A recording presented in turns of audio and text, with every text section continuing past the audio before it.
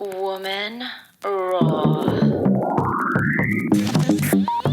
Beautiful Hollywood. Woman Raw. Welcome. This is Woman Raw on Beautiful Hollywood, sharing stories of women in business and how they get it done. This is about inspiring you to be bold, see your potential, and get doing. Hey there, my name is Mal. Television journalist Brooke Thomas is our guest, and today we're going to talk the business of show business, amongst other things. You can see Brooke currently on TYT, which is the Young Turks network based out of Los Angeles. Brooke has worked all over the country. She was co-anchor of CBS 3's Eyewitness News this morning and Eyewitness News at noon in Philadelphia. She worked on the nationally syndicated entertainment news show Eye Opener, which came out of Dallas. She's worked in Tennessee, Texas. She's from Muskogee, Oklahoma. Now she is in Los Angeles, sitting right in front of me. Hi, welcome to Woman Raw, Brooke Thomas. Hi, thank you for having me. And wait, I have to shout out the little country town that I'm from. I'm from Muskogee. Oh, wait, so it's not Muskogee. No, but it's okay, because I'm sure you don't have a town like that in Australia. In Australia, it's okay. no. Did I just say your town with a very Australian accent? Maybe, and I like it. Muskogee. Yeah. Shout out to Muskogee. Okay, say it. What is it? It's Muskogee. It's it's the name of a Native American tribe. Oh, wow. Oh, my gosh. That's really cool. Yeah. Oh, my goodness. Okay, we need to talk about growing up in a little town. Yeah. Because now you're in such a huge big city. And I mean, I've got to say, the way we met was I was working for a newspaper group. We were expanding to do online TV. You submitted for a job. I looked at your reel and was like, oh, my God, she's so good. There's no way we can afford her. There's no way she's going to come work for us. But then I thought, oh, well, hey, she can say no. So I called you up and told you how little we were paying. And you were like, yeah, sure. Yeah. It was all about kind of like, okay, like make connections and like don't be too good for anything. You know, when I moved out here, I signed a holding deal for a show on Fox syndication. So I couldn't work for a few months while they were figuring out who was going to actually shoot the pilot and shoot the show. They had, I think, 6 women. And they had a man already signed, and they were kind of building the show around him. Oh, wow. And so they had 6 women that they had auditioned, and we all signed holding deals, and one of us was going to get it. And then the man dropped out. And so then they didn't pick any of us. They picked a whole new woman. Gosh. And a whole new man. And so then I'm living out here in LA because I really thought I was going to get that job. And my agent was sending me out on a bunch of different meetings, and I had a bunch of things, and I was freelancing, doing a bunch of different things. And it was just like, take everything and then like see what sticks. Yeah. You know, if you talk to people and they have a really good vibe, some of it wasn't as much about everything has to pay really, really well as much as it's like make good connections and like try to figure something, you know, just kind of like being open and seeing who you can meet and who you can work with and what connections you can make. And you were so nice. And that first time we worked together was so much fun and it was such a good experience. I think like mentally that I needed that.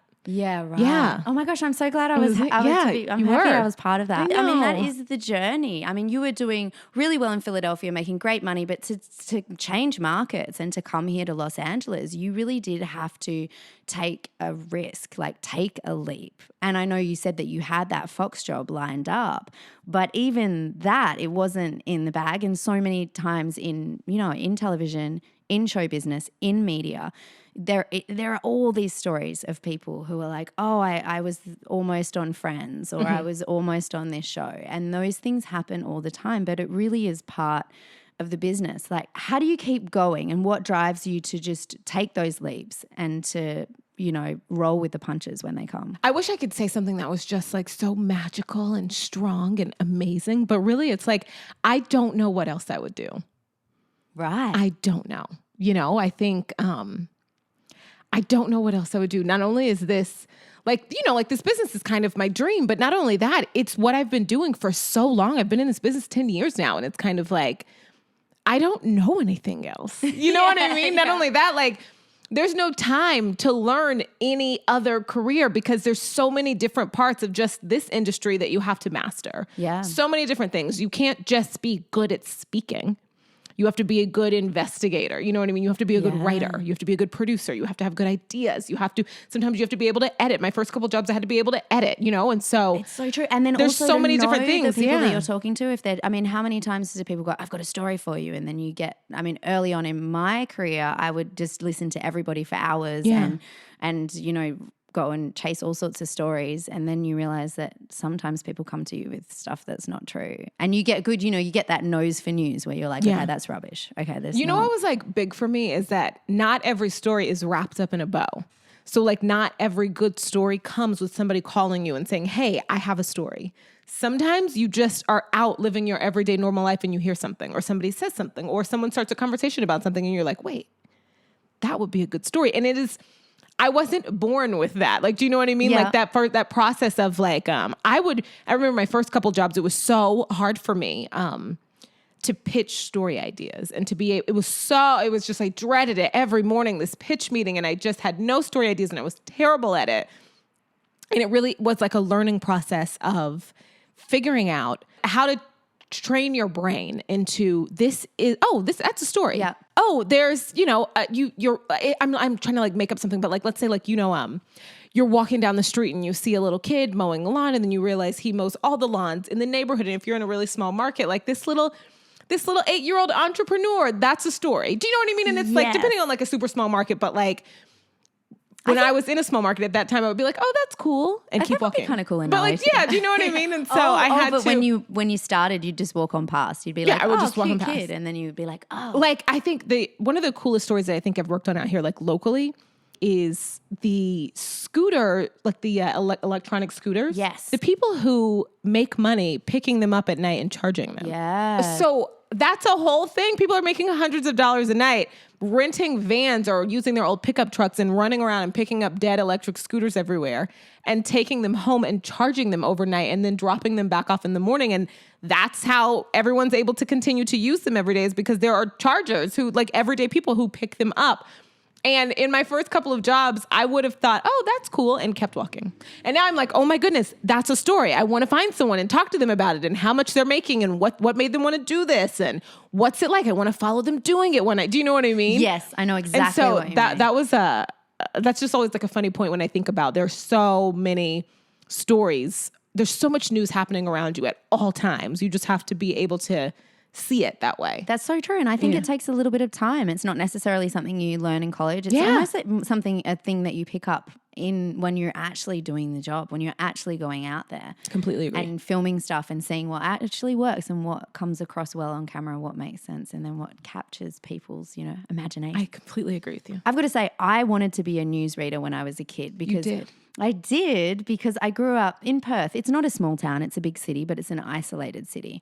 And there's not a lot of television that gets made there. And the only TV I saw was local TV, was people on the news. Mm-hmm. So I was like, oh, I want to be a newsreader. I'm a very funny newsreader because I think that I don't know, I feel like I laugh when I look at myself reading the news. I don't come across very serious. You have such a good voice. I don't know. No. But as I got into, that's what got me into the industry. I was like, I want to be a newsreader. So how do I do that? And then from that, I found hosting and radio and then went on into media in different forms. But I felt like my idea of what a television person did was limited because of the town I lived in. So that's why I wonder, growing up in a really small town, what were your dreams? I wanted to be a supermodel until I was about 12. Oh, really? Mm-hmm. I wanted to be Naomi Campbell. but then I realized like I'm 5'3" and I've maxed out. Oh my I'm never going to be that skinny. I'm never going to be that tall. That dream was dead. Yeah, you're not really supermodel height. I mean, you actually look like a supermodel. No, you're being too kind. But so that I used to be really obsessed with like Vogue, like old Vogue at like issues, and I used to watch videotapings of fashion shows in Milan and Paris, and was really into. Would you practice walking in your room? When I would, yeah. I went to this like weird little. I'm not even gonna say the name, but it's such a scammer model school. Oh my gosh, those ones exist everywhere. Where they're like, you could be a model. It must exist everywhere. Hey, $800, and we're going to do a portfolio and submit it to all the big agencies. Yes, and you're going to come and take these classes every day. Oh my goodness, yes, I did that when my parents were like, my mom and my grandparents were like very supportive of this ridiculous dream. And then for a couple of years, I wanted to be a kindergarten teacher. Because I've had like such really, I know, I've had such good teachers, and I think I was like, I want to change lives like this. Yeah. Thought that. And then I think it's weird because like when I think about like high school, like later high school, first year of college, I don't think at one point I was like, oh, I think I could be a good lawyer. Like maybe that would be cool. But I don't remember feeling like super strong about any of that. But when I got to college, the first year no one gets to pick a major. You all just like take your core classes and you take some electives and then you figure it out sophomore year. And something just, I don't know, happened. And so I walked into the College of Journalism and Mass Communications and I took the entry exam and it was like, okay, yeah, this is what I'll do. Yeah. I don't know, but it makes so much sense. I just think I didn't have a name for it. I don't know. I talk a lot. Yeah. I'm comfortable speaking a lot. And I grew up with my grandparents and all they did was watch the news. Like all day long, we watched the news. We watched CBS, Channel 6 in Muskogee, which was like kind of the station came out of Tulsa. So we watched the news in the morning. We watched my grandma's stories in the afternoon, and then we watched the news, and then we watched kind of all the syndicated shows. We watched Oprah, we watched Entertainment Tonight, and I was obsessed with Entertainment Tonight, obsessed with Oprah, obsessed with this woman on the local news and the meteorologist, Jim Giles, on the local news in the evenings. And so it just made sense. I kind of participated. You never thought of it as a career when you were a kid watching it on TV? I didn't. Interesting. I just liked consuming it. Yeah, right. Yeah. I never really saw it as a job. I mean, I didn't really think about it. Said it was a job? Was it something that was just like... It didn't even cross my mind. I think I was so focused on Naomi Campbell and yeah. Oh my gosh, the 90s supermodels. Whatever happened to them? My friend just said the other day, he was like, models aren't attractive. What happened? He was like, I saw some Paris Fashion Week thing and I was like, oh, that's interesting looking person. But I feel like with Naomi Campbell and Claudia, oh, do you? I feel like, you know, like the supermodels of the 90s. The supermodel is different now. The supermodel now is kind of like Instagram famous, which is great because like times are changing and the way we consume media and celebrity, it's totally different now. But there were like those 6 supermodels back when like I was growing up, when we were growing up, that were it. Those were our like woman role models. Yeah. Oh my gosh. I love it that your parents supported your dream to be a model. Did they ever talk about, did they think you were going to grow out of it? Or did they I don't know. My mom used to buy me Vogue magazines and things like that. I don't know. I think it was just like, whatever. I think some kids are 10 years old and want to be a princess, whatever that means. Like when you're like, so like, I think all parents kind of deal with that. I suppose they do. I remember once saying to it was my godfather. He's actually a really successful lawyer in Australia. And I remember saying to him, he goes, what do you want to be when you grow up? And I said, I princess. And he goes, okay. And I said, but I don't think that it's possible. And he goes, why is it not possible? And I went, well, because there's only like a couple of princes in the world and I don't think I'll marry them and I'm not born a princess. And he was like, there's royal families all over the world. If you want to be a princess, you can be a princess. Go get your man. And it was like, I was like, oh. And it's funny when you have, people who sort of say these things at moments when you go, oh, maybe anything is possible. So it's interesting. And when you're a kid, the lesson there is not that like he really wants you to move on as an adult and still be trying to marry a prince, but like just like teaching kids to believe in themselves. Yeah. And I think that for me, that's what it was. I sort of switched my thinking of like, and hoping they'll grow out of the ridiculous parts, right? Yeah. If you want something, then plan, think about what are the moves that you have to do. I guess if you want to be a princess, you have to go roll around in those circles or something. I don't know. Don't want to be a princess anymore. Think that would be very hard work. But you said your teachers at school, you wanted to be a kindergarten teacher for a while because they were so inspiring and changing lives. How much did they impact you as a kid growing up? A lot. And, I think, so my mom, I'm really close with my mom, but she lived in a different city than I did growing up. And I was living with my grandparents and my grandpa died when I was 8. And so during the school year, it was just me and my grandma. And, my grandma was older than your average grandma. So like in her late 70s, in her 80s, when I was growing up, and like she didn't drive, so I think that I depended on a lot of other adults in my life. And some of those were my aunts and uncles, my older cousins, but also at school teachers. And there were a lot of teachers who did and I think a lot of teachers do this now, period. But it was like a kid who really needed extra support.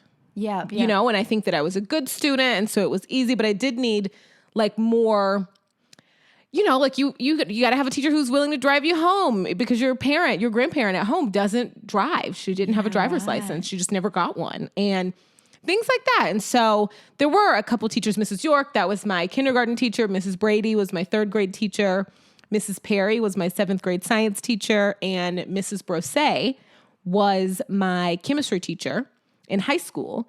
And the 4 of them, like I remember their names, and I remember like, little things they did for me. And I think Mrs. Humphreys too, she was the assistant principal in high school, and I spent a lot of time there. You need a teacher who's, if your bus gets there early, you need a teacher who's cool with you, like sitting in her office or coming and hanging out in her, and so, like Mrs. Brose, we are still close. Like she's like family. Oh my gosh. That's I'm close awesome. with and so I think teachers were super important to me growing up. They're important to a lot of people. So it's not a shock to me that I wanted to be that for somebody. Yeah, that makes a lot of sense because they were such great role models for you. It's interesting because it just goes to show like we have this whole idea, I think, in American society, in Western society, where it's the I, and I do it, and I struggle, and I win. But it's almost like we take for granted how important the network of people around us are and how much we need people. We need role models, we need support.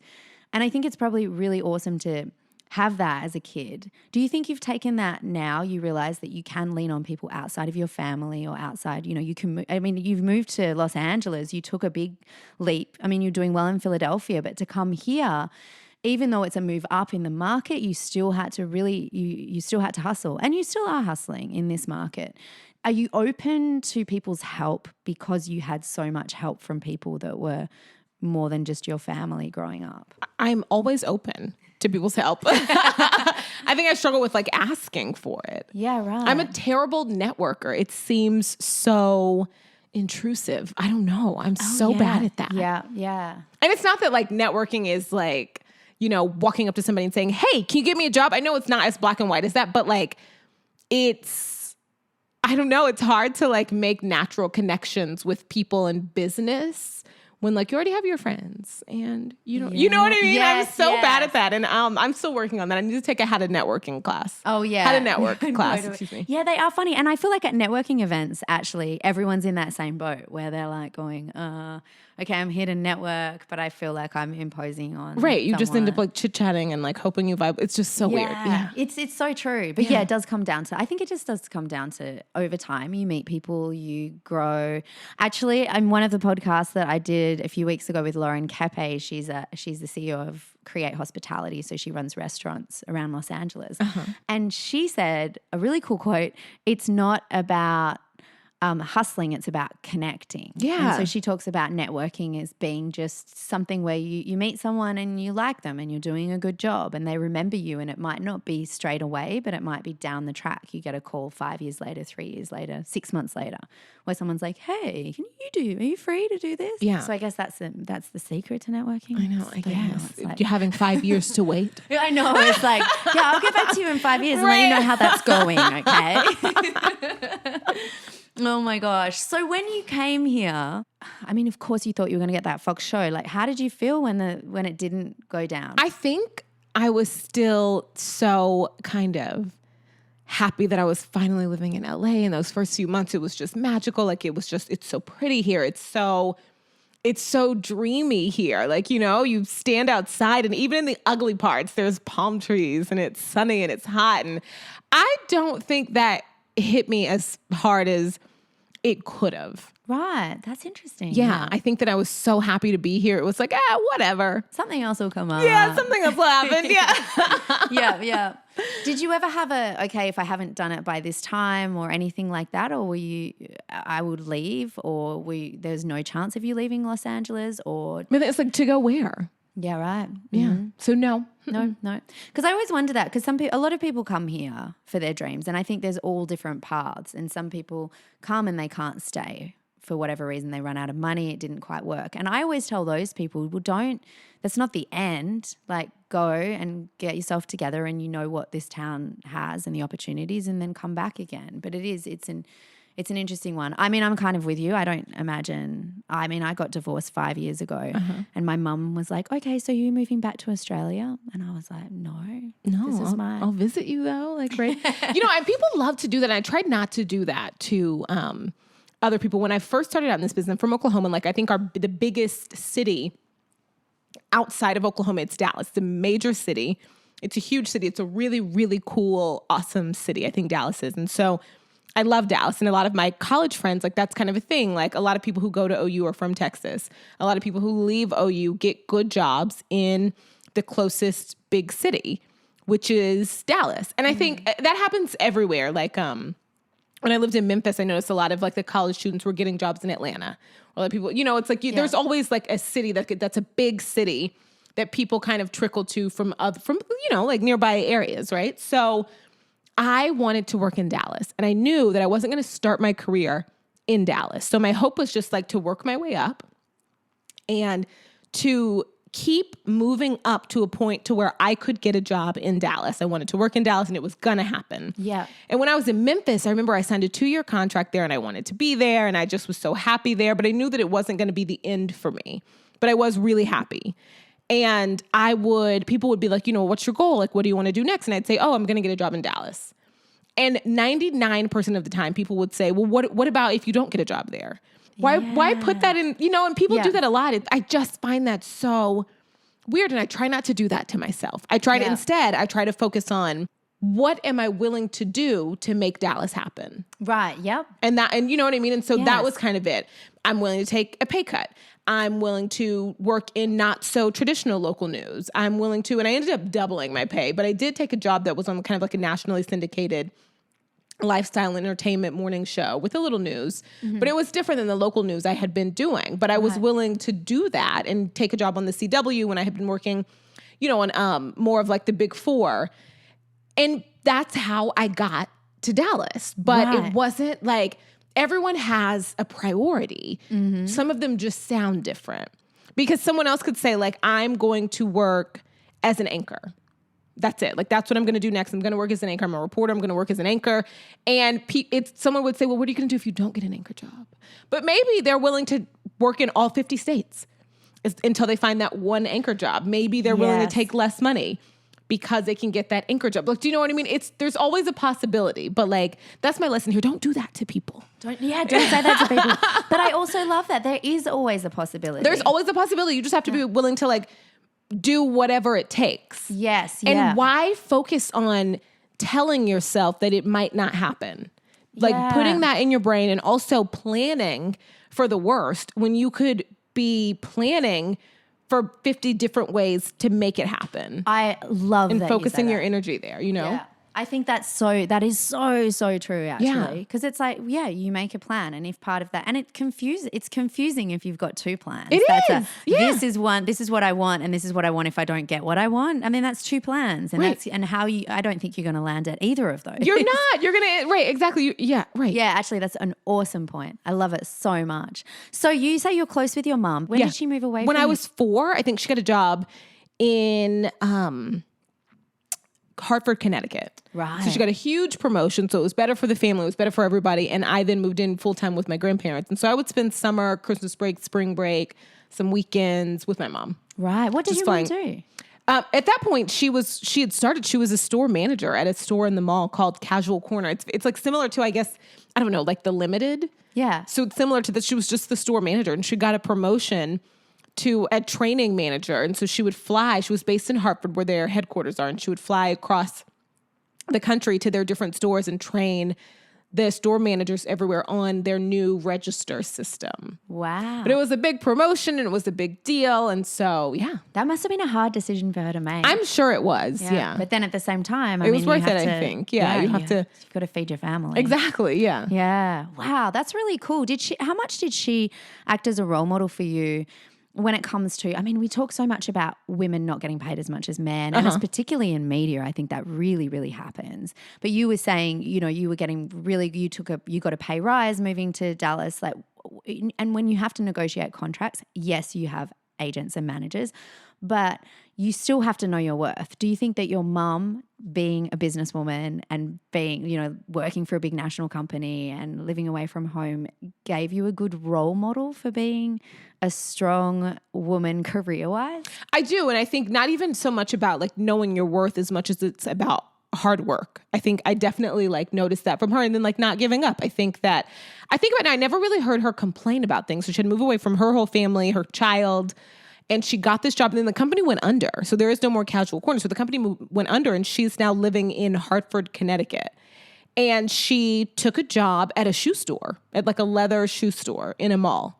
Wow. In this like little fancy town. And so she was willing to do that. And she also enrolled at UMass and she got her MBA. So it's just like, okay, this happened. Well, I'm going to do this. Wow. Yeah. And now she works for Guardian and she's got a great job. And, she's willing to figure it out. Yeah. Yeah. Yeah, I see. And that's really reflected in the way you kind of live your life and, thanks, yeah. Chase your career, which is really exciting. So Young Turks, that must be so much fun. It is fun. There's a bunch of really fun people there. This goes back to goals because, Young Turks are just so huge online and now online media is just so powerful. Uh-huh.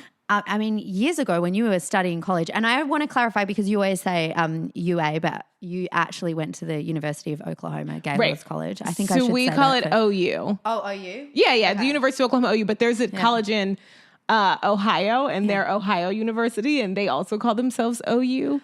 We technically should be like U of O, but that doesn't sound good. U of O. Oh my gosh. But yeah, when you were at college, online news networks. It was non-existent. That wasn't a thing at all. Social media wasn't a thing. I think Facebook was, I don't remember when Facebook was created, but I remember getting Facebook my freshman year of college and that was a new thing. So the students the year before me didn't have Facebook. So Facebook came to the University of Oklahoma and it did that first kind of expansion my freshman year. So social media wasn't a thing, like digital news, YouTube. My first job was in Devils Lake, North Dakota. And I don't even remember our news station's website being a big deal. I remember our website being like a big deal when I moved to Lubbock, my second job. But it was almost like the web team was figuring it out. Oh my gosh, I actually do remember. And it was all of a sudden you wanted to drive traffic to your website as a media outlet. I worked at a radio station actually in Perth called 92.9. And I remember we always had to go. And it was so online was such a new thing that you'd say, so you go online to www.92.9.com. Exactly. And it was just and then www became dub. On radio, we'd say it to just make it quicker because it was WW. It was so hard. But now it's no one says the WW. No one even says that, http/// Right, yeah. Yeah, it's so interesting being in media and watching it all kind of evolve and, transform. It's kind of a cool thing to I think so too, yeah. But it does say a lot to when you're setting your goals. You have to be prepared to do, what is it that I will do to get what I want? So you want to work in the LA market and, 10 years ago it wouldn't have been, I'm going to work, online, I'm going to work, if you had specific, I'm going to be on the television. It's a very different thing. You have to just figure out what your goal is. What's your number one goal? And I think I realized that it was something I thought about when I was working in Lubbock. We're in this space where it's a really, really small market. Everyone's beginning, everyone's learning, everyone has different priorities. Some people want to become an anchor. Some people want to move back to their hometown. Some people want to make a lot of money. And depending on what your goal is, your move back to your hometown may mean you leave the business because you just want to get back to your hometown. Your want to be an anchor may mean that while all your friends are moving on to bigger markets, you stay in the smaller market because you've got a solid anchor goal job that you worked for. Your want to make more money. You may leave a reporter position and go and get, start working towards a news director position, a management position because you want to make more money. Everyone just has to figure out what their one goal is. And when we're talking to people and listening to people, just remember that it doesn't always look like what ours is, and it's not always the same. And we could all have the same job when we come out of college and end up in 10 different spaces in life, and everybody can be equally happy. Yes. But I thought about that. There were a lot of people. There was a woman who came back. She moved to a much bigger market than Lubbock and ended up coming back for a bigger job. And there was, it's just everybody kind of started out in those small markets, and some people stay, some people move up, some people leave the business. And it's because of what their number one goal is. Yeah. And then you act accordingly. And the opportunities that come up. And it is. It's that sort of, you follow the path, you follow the opportunities, and you can, and if it's still your dream, you keep going after that dream. Yeah. right now in media, there's a huge push for diversity, and I know you do. You have a podcast, and it's fantastic. Like I really love listening to it. It's called Controlling Our Narrative. Yeah, and it's on all platforms. Episode 7 is out now. Oh, that's so good. Go find it. I'll put links up for it. But yeah, it's pretty easy to search for it, Controlling Our Narrative. But it's so, I mean, I must admit, I was like, oh, I wonder if I'll get anything out of this because, I mean, I didn't grow up in America and, you know, like I'm white, so is that not my demographic? And anyway, I listened to it because you're my friend and I just loved it so much because I felt like it made me understand, I guess, other people's journeys. Yeah, like, thank you. Regardless, and I think regardless of, well, you know, our sex or our color or whatever, it is about understanding other people are other people and they have different experiences and that shapes them, it affects them and that makes us who we are. And I think it's about respecting that. So I really love that you have that. I really love your podcast. I think it's definitely worth a listen. Thank you. But how do you find it now? I mean, you've been in media for, a decade you've been in media. And you know, I imagine growing up in America, there's like Oprah is such a queen of the industry and kind of ruler of probably the world media, I think so. I see her as such an amazing woman. As a young woman, was she a role model for you? As a broadcaster, has she been a role model for you? Or did you have other people? Of course Oprah was a role model. She should be a role model for everyone. Well, that's what I say to people now when people are like, she's got so many different hands. And so even outside of like TV, even she's a philanthropist, she's an actress, she's a producer, she's she's successful. She's a family woman. You know, she is spiritual. I mean, I follow her now whatever you do, whoever you are, whatever you look like, Oprah has a hand in, you know what I mean? She can teach you something. Yes. So of course Oprah was a role model, but like specifically in TV, I think that I really like Tamron Hall. I really like Robin Roberts, of course. Like there were like some national news people that I really liked and some who aren't even, I guess, on air anymore. And there were local news people that I liked. There was a woman in Oklahoma City, her name was Tierney Cook. And I don't think she's on TV anymore, but she was the local news anchor in Oklahoma City and I really liked her. I think that the business is getting more diverse and as it should. It's not a shock to see 2 white people co-anchoring a evening newscast on any local TV station anywhere, right? Yeah, no. But it is still kind of like, oh, wow. Like, would they sit 2 black people next to each other? Would they? Even in markets where the majority population is black. That's interesting. Yeah. And that's wild to me. And so it's getting better. It's still not better. Like, it's still not perfect. It's still not there. There's still like someone who I really, really respected, like, and it kind of hurt my feelings.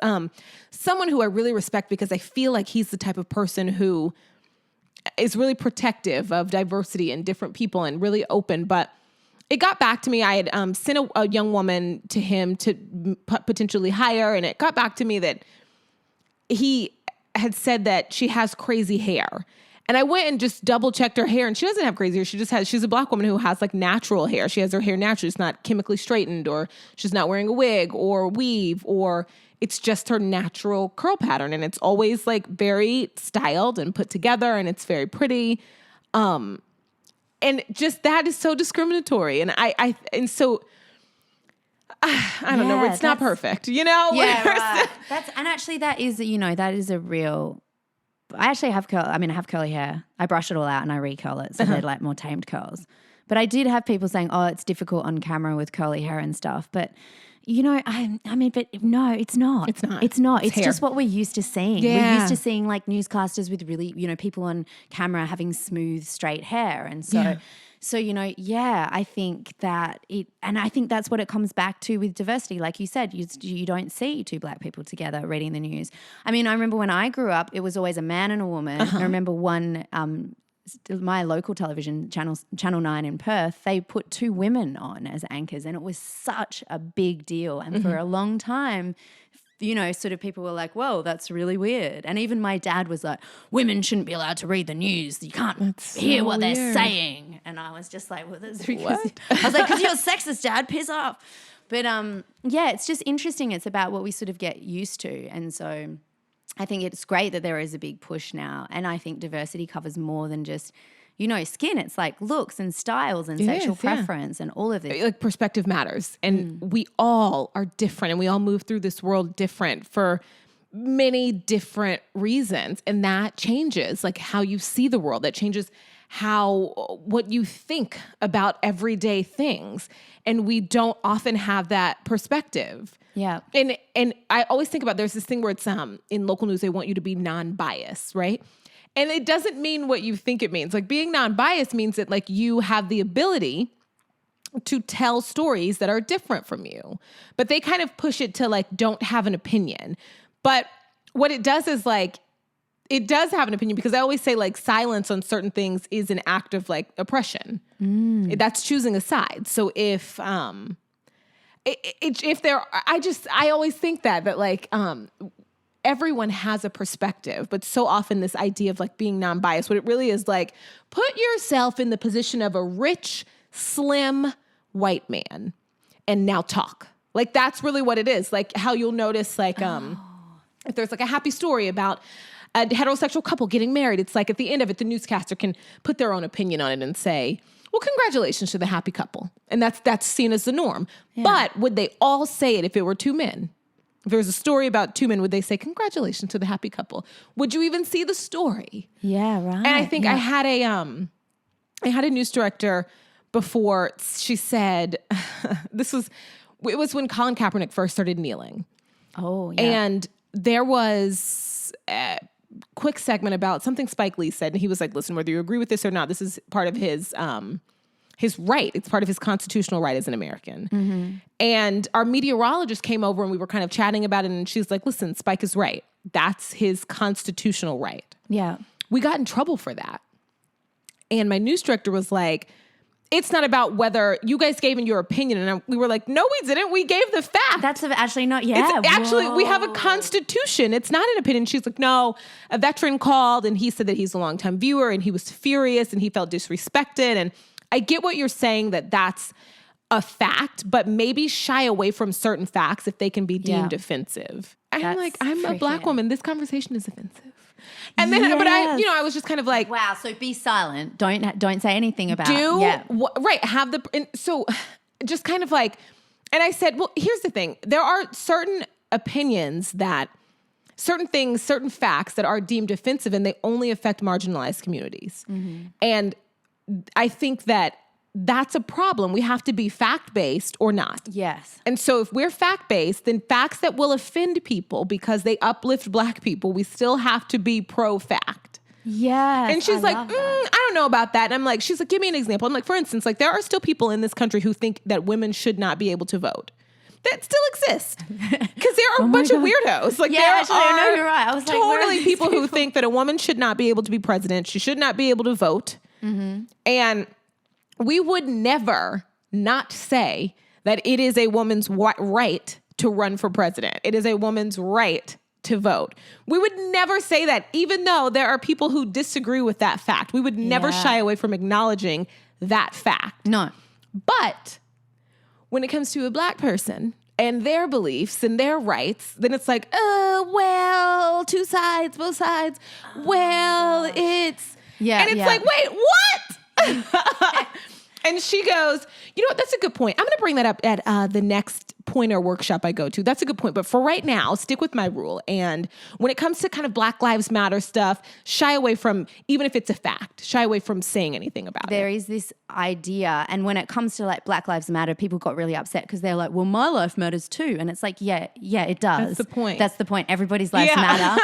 Saying that this, but that we're already clear on that. Yeah. Right. We're trying to make everyone clear on this. Right. It's like we're saying that, so it's I find it really fascinating because I get sometimes worried like, oh, am I going to put my foot in it? And am I going to offend someone? And then I realize we go through what we go through. We grow up with what we grow up with. We learn what we learn. And then everything we experience is filtered through it. And you cannot judge if someone says to you they're hurting, if someone says to you they're offended, you have to say, okay, I'm sorry. You do. That's it. That's what it is. Yeah. I find it like a really interesting time. Even if we didn't intend on causing offense, even if we have the same beliefs and it's like, no, but I'm fighting for you. I didn't mean it. You have to be, if you care about people, like you have to be willing to listen because of how we grew up and what privileges each of us come with. And Yeah. I always say, like, to whom much is given, much is required. Yeah. And like, I'm a straight woman, and that makes me no better than a lesbian. Not really that, like, we're both people, Yes. but in this country, there's like a ton of privilege that comes with that in so many different ways. Like, my sexuality is normalized here. I don't have to fight for it. I don't have to fight to like see my romantic stories like mirrored on television shows or be accepted or worry about how someone or getting fired because someone sees that I have a boyfriend but what I'm getting at is that to whom much is given, much is required. And with that privilege, no matter my intent, it comes like the possibility that I'll say something or I won't understand something or I'll make a mistake. And I think like I have to constantly be like educating myself and constantly be like working towards like just not like causing more harm. And if I say something and a friend says that wasn't okay, I have to be willing to listen and I have to be willing to fix it. And it doesn't mean I'm the worst person ever, but does it matter that my intent wasn't to make a mistake if I cause the same level of harm? Yeah. No, it doesn't matter. I need to fix it and be really apologetic and never do it again. And I think that's it. It's hard sometimes for people when, like I feel like I've made I make mistakes. Me too. And I think the important thing is as the mistake maker to understand that you didn't know any better before you made the mistake. Now you do know better and it's okay. Like I think a lot of people get, it's hurtful. Like for me, I was like, oh, well, I'm not allowed to be on your team now because I did something that I thought was fighting but that's the same problem. fight. That centers ourselves. So we can't center ourselves. Like when someone says you cause harm, we can't center ourselves. So it doesn't matter. Like instead of thinking like, so you don't think I'm on your side? So you don't think I'm able to be on your team? I didn't know. Instead of that, it's, oh my goodness, this hurts. This is hurtful. Yeah. Learn from this. Like that's where the focus should be. Not I, but me, but my intent, but my feelings, but my love, but my this. But I don't want you to think this about me. Like not centering ourselves. Yeah. And just like, okay, focus on the issue. What happened? What did I say? How can I fix it? Okay, like tell me more. Like if it's your friend, of course, if your friend's willing to call you out, like your friend is probably also like willing to like talk to you and like, and like, exactly. But like when we don't center ourselves, we truly learn. Yeah. Oh, I love that. Yeah, I think, yeah. That's a good wise word. And it's a struggle because like if somebody says like, I spelled something wrong, you're like, dang, it sucks. Like, you know what I mean? Well, and I suppose that's it. It's not But like, don't center yourself. Just stop spelling stuff wrong. Like, you know what I mean? That's so true. Read You're over like your going, stuff twice now, I'm you know? smart. Really, I'm a but smart I person. didn't mean to. But and instead of that, like, you're like so focused on like them knowing how smart you are and how you didn't mean to and it was a mistake. Instead of like, it could be like, oh, to ensure that doesn't happen again, I'm going to read my emails twice every time now. Yeah, that's so true. You know, and then you've moved on. I read this great book about fixed mindset. And when it comes to learning, like the best way to learn is to not beat yourself up for your mistakes, and not to feel like you have to get it perfect the first time and to also celebrate mistakes instead of, see it as an opportunity to learn how to spell it right. Yeah. And I like that you say that. Don't make it about you. Think about don't center yourself. And that's a part of not making even going Especially when easy you on cause yourself. harm, like just fix that. And you don't fix that by like proving like why you don't deserve reprimand. Like, it's just kind of like, Yeah, and that's it's really cool. Yeah. I think that all of this crazy times that we're going through, I think that it is I hope that we're heading towards growing. Like I think so. I think we are growing. Yeah. But I heard Will Smith say it, darkest before dawn. And I kind of hope that that's where we're at. Because, there is there's a lot of stuff that's people are sort of, freedom of speech, I guess, is a great thing, but it does throw around some things that can be really hurtful. Yeah, like you can't yell fire in a crowded movie theater. No. But You've never done that, have you? No, but you can't. Like you still have to be responsible if a bunch of people get trampled. Yeah. Because you can't call in a bomb threat. Yeah. You can't. There are certain things, sure, like you are I allowed to speak, but like it can your words can get you in trouble. There'll be consequences for your actions. Yeah. I love how wise you are. When are you going to come out with a philosophy book? All right, I am just trying to survive.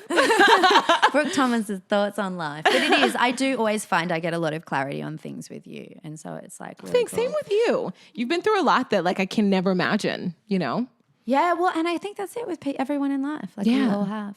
Did you ever feel limited growing up as a woman or as a Black woman? Did you ever feel limited? I don't know. That's a long one. Maybe I didn't know what it was called. Yeah. So I'm sure I just didn't have a name for it. We probably don't always realize our limits. Like the choices that we make in life could be limited without us even realizing because of the cultures we grow up. The culture makes it so normal that you just know it's different for you. It's so true. Yeah. Actually, I was just watching this amazing documentary that will be coming out soon on women surfing in Bangladesh. And they basically get called whores for surfing, which is like really bizarre because you wouldn't kind of think that in California. But, you know, it's just interesting seeing the women struggling with things where you're like, what do you mean you're not surfing because your husband is telling you can't surf? Like, why don't you just go surfing? But it's quite interesting, and for them it's normal, but that limits them and their opportunities are limited because of their culture. So, you know, and they don't realize it. Like we don't sort of realize things. And so I guess that goes to why it's so important in the world for us to be open to supporting, you know, people, supporting diversity and giving people opportunities and not saying to people you can't do something. Yeah. I think if you want some inspiration, if you want to know how to crack it in the biz, you should follow Brooke because Brooke has got like lots of posts and you're super open and you're super helpful. So you can always DM her and say, hey, what college should I went to this college. How can I get my first job? Send me your DMs. Yes. So if you want to follow Brooke, so on Facebook, because you were on Facebook at the beginning when it first happened. Brooke Thomas TV, Brooke Thomas with a THOMAS. And then on Instagram and Twitter, Brooke is Brooke on Air. And also you've just started a YouTube channel. Brooke on Air. But you know, I don't work on it as much as I should. There's a lot of social medias to keep up with. Yeah, I know. My YouTube is on hiatus. Okay. We'll be back though. Okay, we'll be back. I know there's a lot to build. Actually, I'll put this podcast. I've been putting my podcasts up on YouTube. That's nice. That's so really if you're listening on YouTube right now, hi. I was like, you listen. My friend was like, you should put it on YouTube. I was like, what? It's listening. But people listen to podcasts on YouTube. So yeah. All right. And if you're watching, I'm going to put a pretty picture up right now. Ta-da. I don't know what the picture's going to be, but I'll put it up. Awesome. Oh, thank you for having me, Mel. Brooke, this has been so much fun. Really good chats, and I hope you learned lots if you listened. Yes.